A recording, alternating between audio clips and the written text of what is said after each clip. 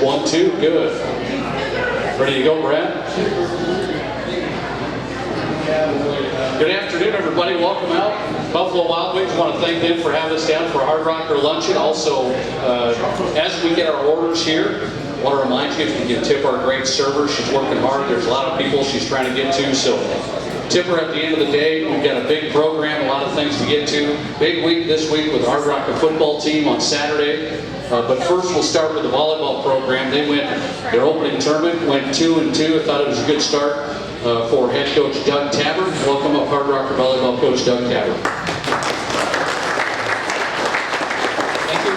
Thanks everybody for coming out. Appreciate having you all here, and thanks to BW for hosting us. We had an interesting weekend. I'm going to give you some details here. We headed down to Keegan, Kansas on Thursday for a Washington tournament. So got there Friday about 11 o'clock. That's when the first round was supposed to start. And right as we're getting in there and the match is just ready to start, the fire alarm goes off. And so they evacuate the entire facility. It's 11 o'clock. It's a typical late Kansas summer day. It's about 100 degrees and humid.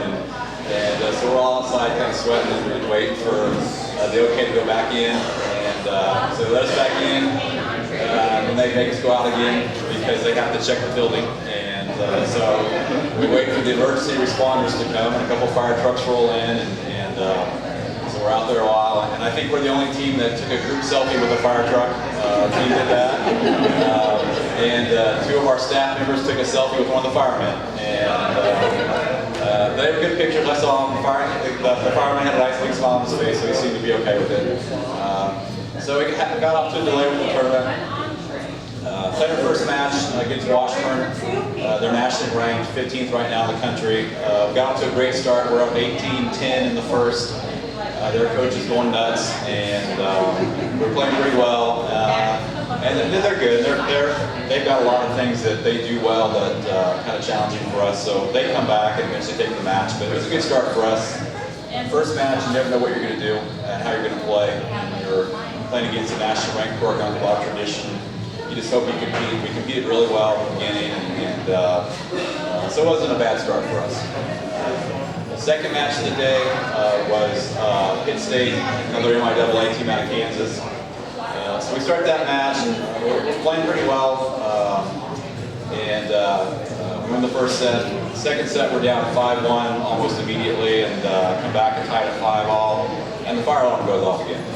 And you kind of get the typical response from people, when a bunch of people are in a public place and a fire alarm goes off. There's a few people that are kind of panicking, and most people are just looking around, kind of wondering, is this for real? And you're not really going to leave, are we? And officials are looking around, trying to figure out what to do, and players are looking around, and coaches are looking around, and they announce we need to evacuate again, so we evacuate the building again.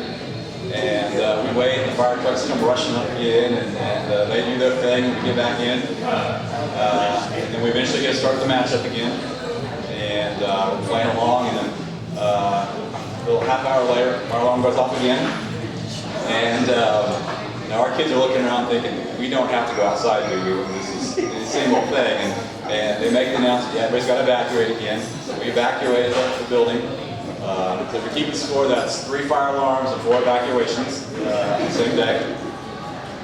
But eventually we get back in again and finish the match, and we win in 4. It's a pretty good win. We played pretty well down the stretch. So that was the first day for us. It was pretty eventful.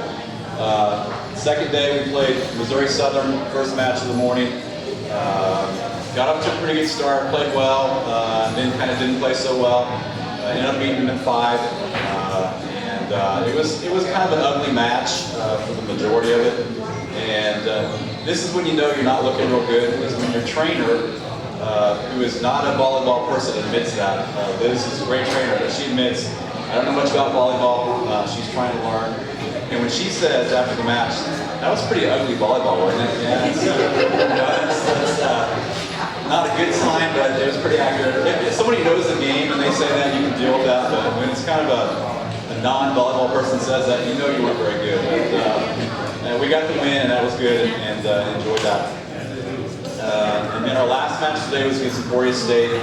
another MIAA team, and they're good. They're no stranger to the national rankings. They're not ranked right now, but they're very solid. Very physical team, a lot more physical than us. We get up 2-1 in the match. Played really well in the second and third set, hit almost 400 in both those sets. And if you're not a volleyball person, hitting percentage are a lot like batting averages in baseball or softball. If you're hitting 300 or better in baseball, you're doing well. And as a team, we hit almost 400 in the second and third sets against a really physical team. And really controlled those two sets. We were playing very well, and it was very encouraging. They come back in the fourth and thump us pretty good. And so I'm kind of waiting to see how we're going to respond in the fifth. We get off to a good start in the fifth. We're up 2-0. At one point we're up 9-6. At one point we're up 11-8. And playing pretty well. It's like we're going to pull this thing off. And then we just had a stretch where we had one kid who played so well all weekend, and she just had a moment where she made 3 really critical errors in just about a 5-point stretch. And suddenly the lead was gone, and they took it over, and they got us. And it was hard because I really thought we had the match in hand. I mean, you never had that for sure in volleyball, but we had a really good opportunity to get a win against a very good team that would be a top third team in the RMAC, and came really close and kind of disappointed in that. But we played well. It's the best match we played down there, and we really outplayed them for probably more of the match than they outplayed us. I wasn't quite sure how we did it at times because they're a lot more physical than we are, but it was a pretty good moment, I think, this early in the season for our team. So, pretty good weekend. Got 2 wins that we should have got, and came real close to getting a one that would have been a really good one. But I think we're learning and getting better from that. A couple other things. Kylie Miller, who's our senior transfer from Washburn up to School of Mines, was all tournament team, and was also the RMAC Defensive Player of the Week this week. Played really well down there. It's kind of a homecoming for her because that's where she transferred from. Kylie Gorm-Prodham, who's a sophomore defensive specialist, leads the conference in service aces after the first weekend, so feeling good for her as well. Had a few kind of interesting, great support from fans. We had one of our Minnesota kids had fans there. Our Arizona kid had family there. Kansas kid had family there. Missouri kid had family there. Several Colorado kids had family there. But I beat them all. I had 14 people there, so that was nice. And I'm the only one that had signs in the audience, which I'm not sure is a good thing, but I had a couple of relatives that had signs that they were flashing, and it was a little bit chaotic, but it was good. It was fun. And then I'm just going to throw this in. On the way home, my mom makes a really good brownie, and she sent some home with us. And so about 4 hours in the trip on the way home, I break out the brownies, and our kids think they're just heaven, and they are pretty good. And they're all asking me, can we have your mom's cell phone number so we can text her and thank her? And it's like 11 o'clock at night, and no, you can't. So I'll just tell her that you like them. And it's interesting that 16 college-age females want my mom's cell number so they can text her and thank her for the brownies. So. We have a little video here. I'm not sure what Brad's got, but I think we don't have video. I'm sorry. We had some really good video, but I guess not here. This weekend we head to Upper Iowa University in Fayette, Iowa for a tournament. We play Minot State, St. Cloud State, Michigan Tech, and Northern Michigan. It'll be an interesting tournament. Minot struggled quite a bit lately. Northern Michigan has great tradition. Michigan Tech, looked at their roster, they're huge compared to us. St. Cloud has struggled recently, but they have a new coach, and they've got some big physical kids in the roster. So we'll kind of see where we stand this weekend. I don't think that the high end will be as good as Washburn. I don't think the low end maybe is quite as low as it was this weekend for us. So hopefully we'll get off to a good start, play a good weekend, and get some more wins. Any questions? You guys pretty young? Yeah, we're pretty young. We're really young at some key spots. All of our setters are freshmen. We don't have any returning setters, so that's a key position. That's like having a freshman quarterback.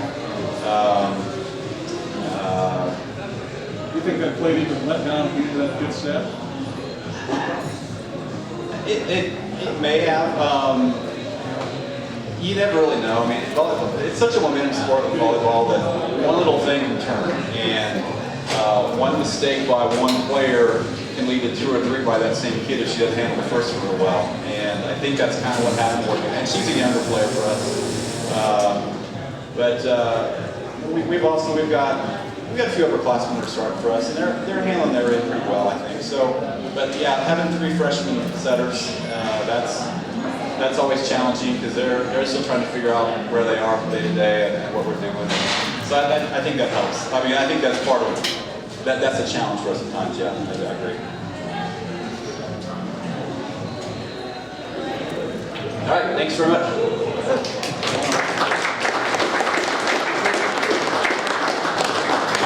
Nice coach, nice job, good start to the weekend. A team that was here at home was the cross-country program at the SD Mines Invitational. I don't know if Coach Johnson brought the pickaxe or not. It doesn't look like it. Welcome up, Coach Johnson. They did a nice job this weekend. Thanks, Nick.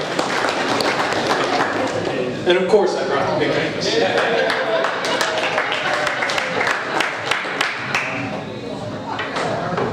Yeah, we had a pretty good weekend this weekend. We had our home invitational just over here at Connors Park.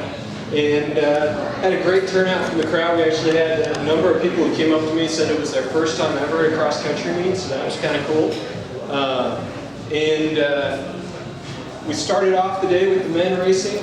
We had 5 teams in the men's race. When I talked to you guys last, we didn't know for sure if Black Hills State was coming or not. They did end up getting their entries in, so we got a chance to see Black Hills. And they're one of those teams on the men's side that really improved over last year. Added a lot of depth, and so they were able to secure the win on the men's side. We were 3rd overall, and that freshman guy that I talked about last time, Ashton Grissom, just kind of ran away with it for our guys. Last year, I know I talked a lot about pack times. Ashton completely blew ours up. But that's not a bad thing right now. He was 3rd overall. The 2 guys that beat him were a runner from Gillette College who basically every other coach standing around there was drooling, saying, "I hope I can get him when he's out of Moseville and Gillette." The other guy that beat him is a guy that his name's Alec Baldwin, transferred in Black Hills State from Iowa State last year, and was a qualifier in cross country, indoor and outdoor track for the national championship. So a couple of pretty good runners that were ahead of him, but he had a solid 3rd place finish for us, and was actually about 40 seconds faster than our top finisher last year. So he officially holds the fastest time on that course by a School of Mines runner. Then our other freshman, Jacob Huber, had a nice showing. He was actually our number 3 runner for the day, and was 2 seconds shy, breaking into the 27s. That 27 range is kind of where we'd like to see them starting the year. So he had a good showing for us. We were 3rd overall in the competition. We beat Shadow State and we beat Central Wyoming. Central Wyoming is definitely much improved over last year, and Shadow State is always tough. Right now they've got a couple of guys that they're trying to decide if they're going to redshirt or not. And so we had some great competition on the men's side. In the women's race, we were led by one of our 3 sophomores. Actually, we were led by all 3 of our sophomores that have been for that number 1 spot. Adeline Stratmeyer, who's a Rapid Central grad, took the number 1 spot for us. She was 5th overall and followed pretty closely by Libby Friesen. And then we actually placed 3 in the top 10 with Carrie Radke rounding out the top 10 for us. So we had a pretty good race there. I know you're wondering how we got the pickaxe. Remember, that was a competition between us and Gillette College. On the men's side, we were actually a little bit behind. We were about 5 points behind going into the women's race. We took our men's team and dual scored it with Gillette's men's team. We were 5 points behind. Our women's team came out and we wound up winning it by 6 points. So if you can do the math on that. Our women's team had a phenomenal race. We actually put 6 women ahead of their 4th runner and top 5 runners for each team score. So that was a really great showing for us.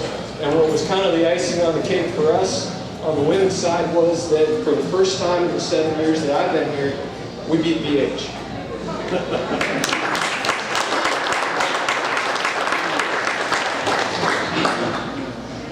This next week we're going to go, or this weekend actually, we're going down to Chatham State. It's just going to be a small meet. On the women's side, it'll be us and Chatham for the team competition. Central Wyoming will be there, but they still won't have a full team on the women's side.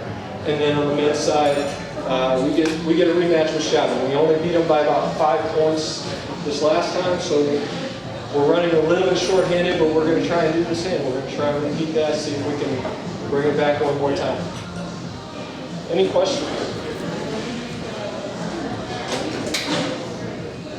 All right, thank you.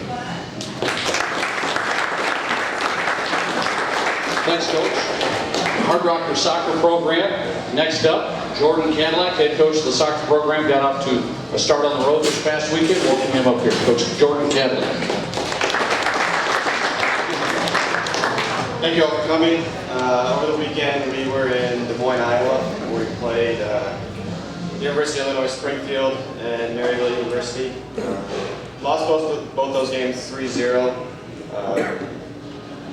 Score in the second half, both those games combined was 5-0. So what we're looking to do this week is up our fitness a little bit. It tells us that our guys aren't as fit as they could be, or as they should be. Against Illinois Springfield was our first game on Friday. We were tied 0-0 at half. And I felt, the coach kind of felt that we were as good, if not better than them in the first half. Just somewhere along the lines we fell off fitness-wise. And we got to learn to be more professional about the way we go about getting scored on. We got scored on in the 55th minute of the game and got scored on in the 56th minute of the game. So as soon as we gave that first goal, our heads dropped and we didn't really respond very well to it. So the guys, testament to the character. They didn't give up the entire game, which is something that we preach to the guys to fight for 90 minutes. They did that well, but in the end, both games we got to learn how to fight. Got to learn how to compete a little bit better. So going into this weekend, we're going to look to play guys that may compete a little bit more, whereas some guys may be more talented than the ones that are on the field. So this weekend we play University of Mary and Billings in Billings, Montana. We know a lot about both these teams, being both those guys in the GNAT, which is what we played in the last 2 years. So University of Mary is a very good team. They have a ton of foreigners, so they're very technical. And then Billings is always a battle, always a physical game. So looking to go this weekend, get a couple of results. If we can do that, then we'll head into Armac with some momentum. So, any questions? When do you play at home? We play at home next Friday, September 18th, against Adams State at 6 o'clock out at Sioux Park. Armac, yep, Armac opener. Great, thanks.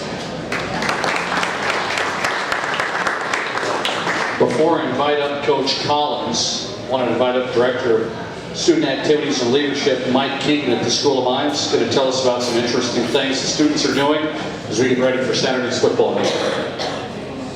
Great, thank you so much for the opportunity.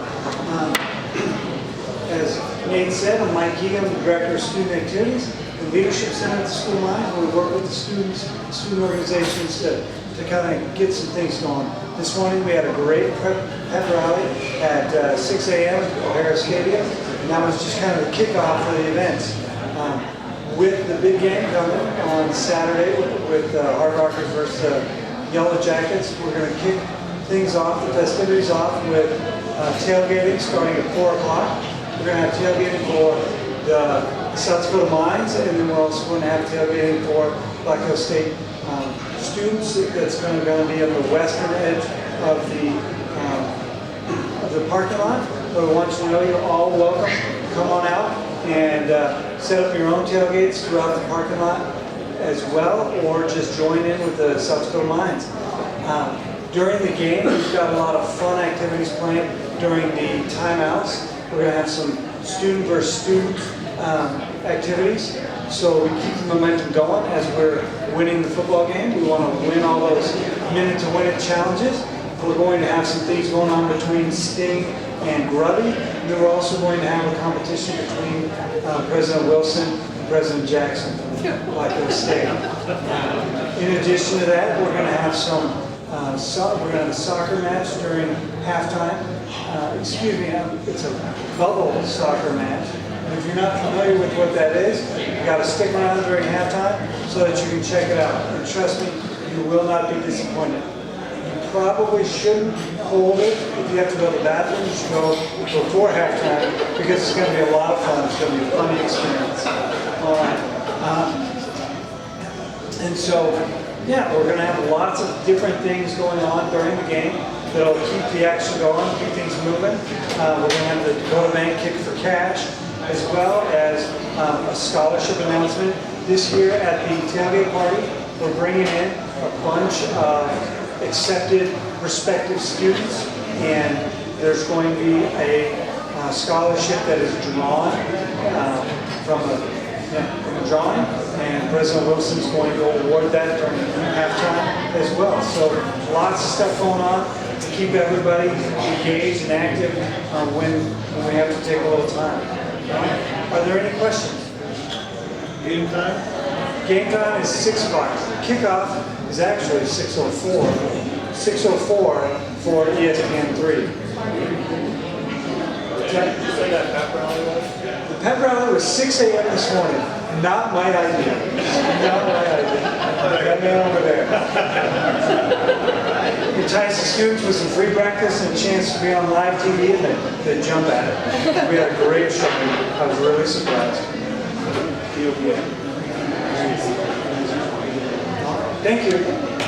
Thanks, Frank. Appreciate that. Thanks for your work getting the students active and engaged. Looking forward to a great atmosphere on Saturday. And he did say great tailgate or great pep rally this morning. It was great. 6 o'clock start wasn't great, but it turned out well. Want to remind everybody, it is the NCAA Division II National Game of the Week, as designated by the NCAA, televised on ESPN3. Big opportunity Saturday, starting at 6 o'clock. We'll welcome up head coach Stacy Collins, talked about last week, and of course the rivalry with Black Hills State.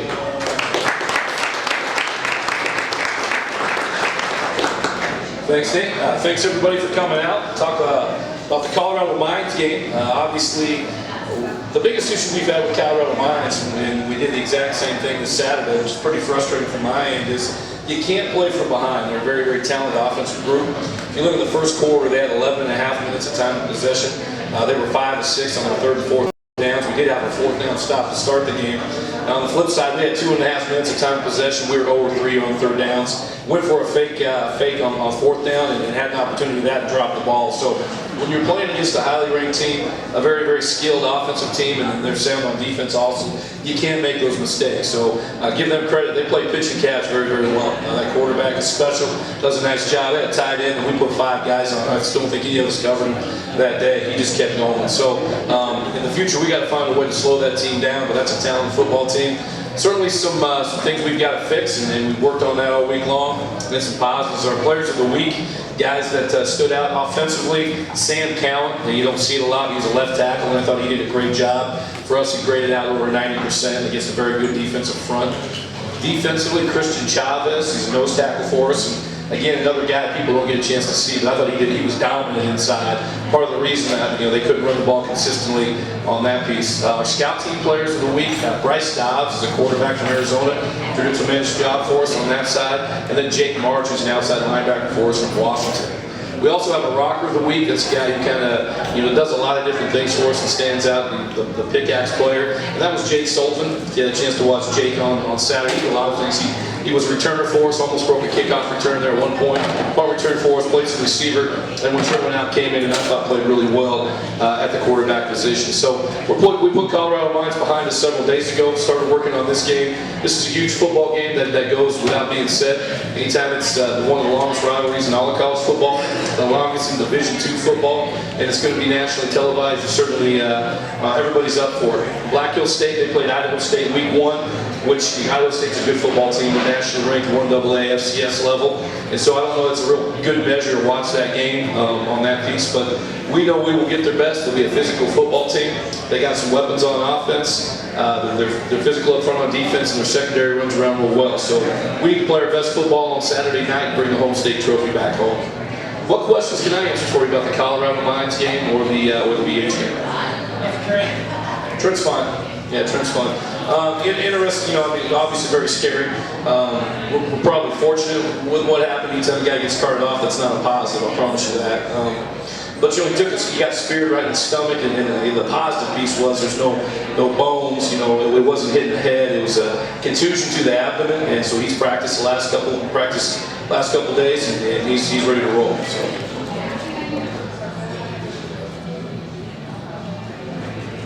Any other questions? Tim?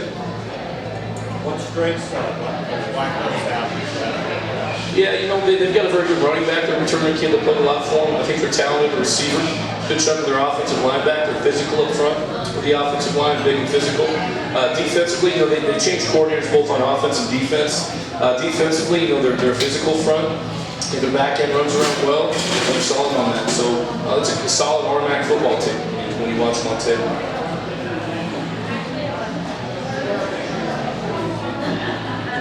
All right, any other questions? Thanks again for coming out today. No questions, Coach. Everybody's eating, and that's a good thing. As we wrap up today, I know some people haven't got their food yet. Settle in, get your lunch. I want to remind you a couple of housekeeping notes here. Saturday, 4 o'clock, the ramps will open. So ramps open at 4. You can start tailgating at 4. The front entrance gates open at 4:30. So that's the story of how everything's going to get started on Saturday. Remember, get all your friends there. Looking to set a record in attendance. It should be a great atmosphere coming up on Saturday. So we invite you out for the big football game Saturday night. 4 o'clock ramp start, 4:30 front gate. We'll see you this weekend. Thanks everybody for coming. Remember to tip your server before you leave, and enjoy the rest of your week.